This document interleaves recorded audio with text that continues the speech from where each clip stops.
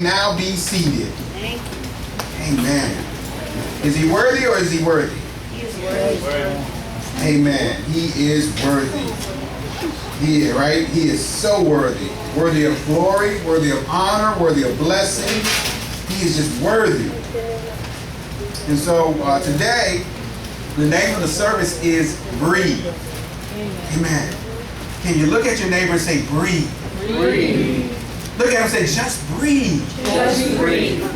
Sometimes we complicate these things with the Lord and we get overwhelmed. Anybody ever had that overwhelming feeling where you felt overwhelmed by your circumstances? And so today what we want to do, we want to talk about from Jesus' Sermon on the Mount, where he was dealing with the Pharisees and their love for money. He is constantly addressing them for their wrong intentions. They always had wrong intentions. They used their religion as their cash register instead of an avenue to contact with God, connect with God. And they believed that because they were financially blessed, that was proof that the Lord loved them.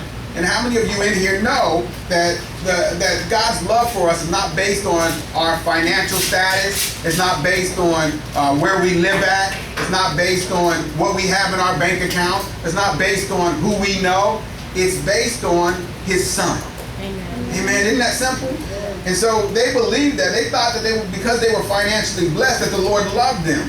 And we understand that He is a provider.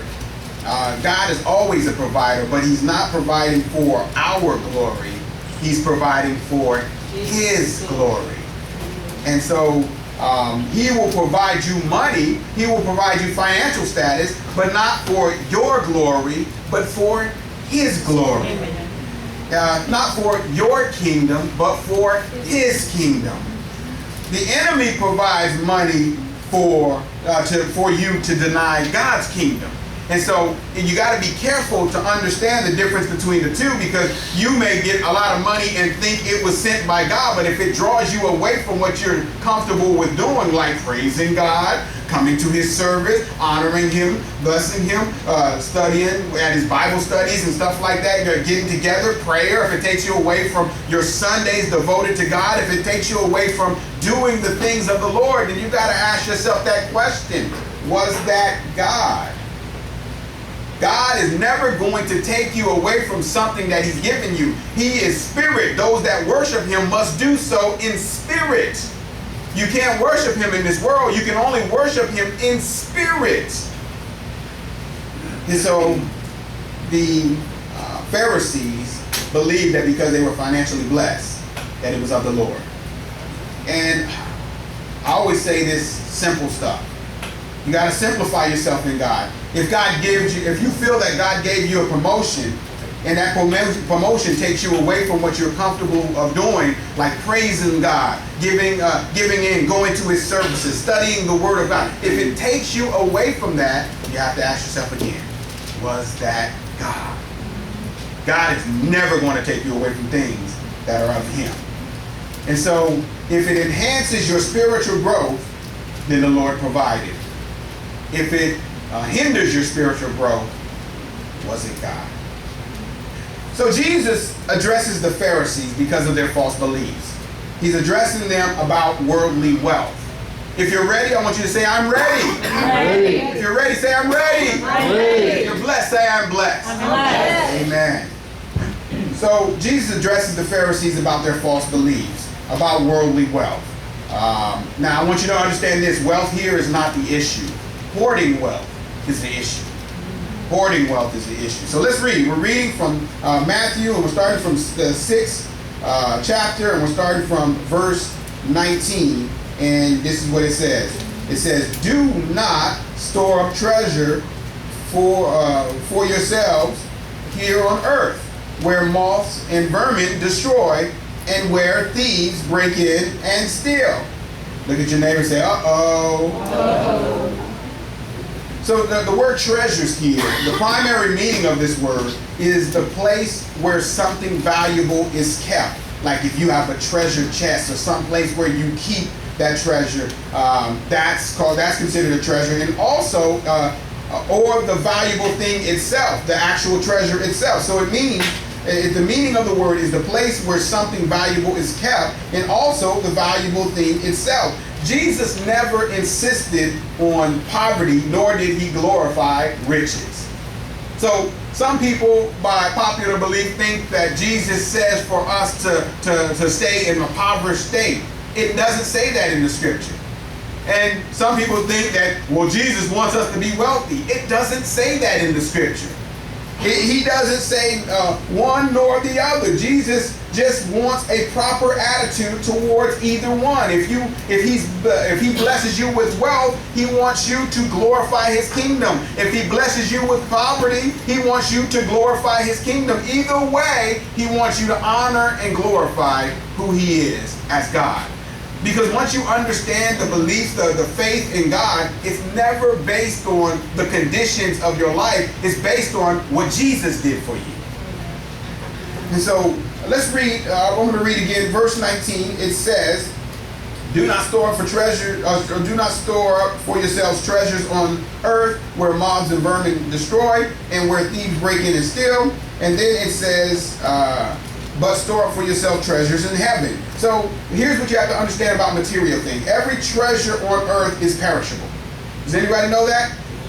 Everything you try to preserve is perishable. If you try to store money in your bank account, it's perishable. If you try to store up and save your first dollar, it will perish eventually.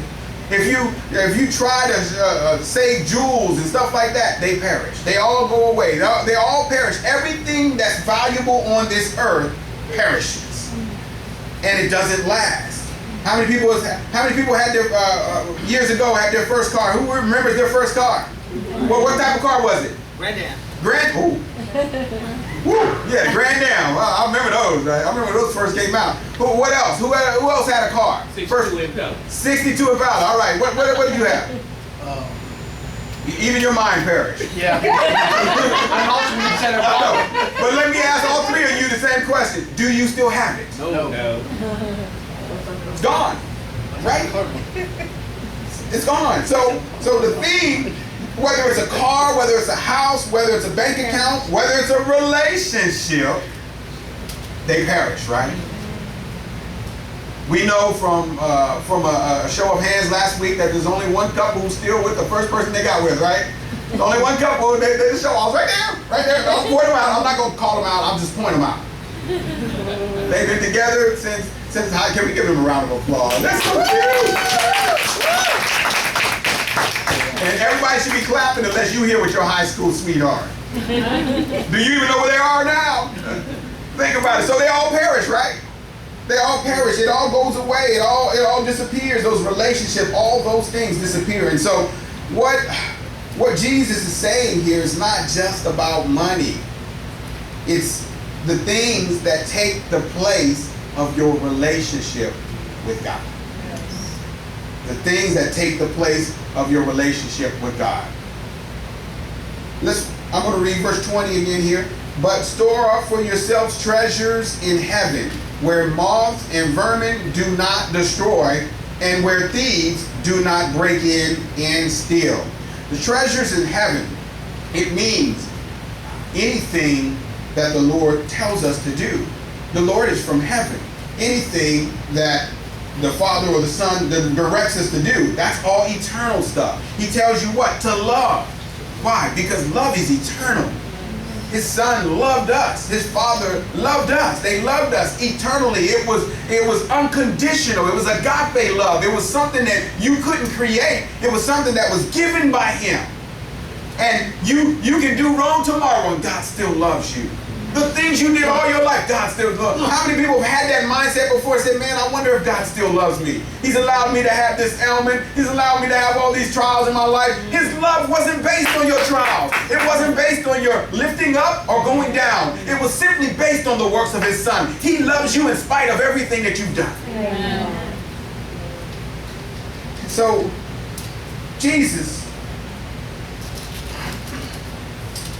these treasures in heaven means anything that the Lord tells us to do, which is eternal. To forgive is eternal. To love is eternal. To help the less fortunate is eternal.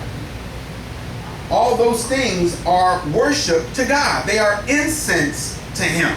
Every time you help somebody who's in need, that's an incense to God. Every time you sow into somebody's life, not because of them, but because of God, that's an incense to God. How many of you in here want to be an incense to the Lord? You want Him to hear you. And when you call for Him, He's there for you. He never leaves you nor forsakes you. Amen. Then be an incense to Him. Do His will. And so, every treasure in heaven is unperishable and doesn't depreciate. Think about that. Everything you do for God doesn't depreciate. Ministry work doesn't depreciate. Salvation walk doesn't depreciate. Giving doesn't depreciate. Why? Because when you do that, you're doing it for the Lord, and the Lord doesn't forget. Your friends, your family member may forget that 20 you gave them. Anybody ever had that problem before? Yes. Where's my 20? I don't remember you giving me a 20. Yeah, you spent it like you remember. And the higher it gets, the more they forget. I'm just sorry. I'm just talking about my friend. No, I'm joking. So ministry work, all those things, God never forgets. When you help that, but you may even forget, but God never forgets what you do. He never forgets the person you helped years ago that you probably forgot their name and everything. He didn't forget that person you helped on the side of the road when you changed their tire. He didn't forget that person you gave a ride to. He didn't forget that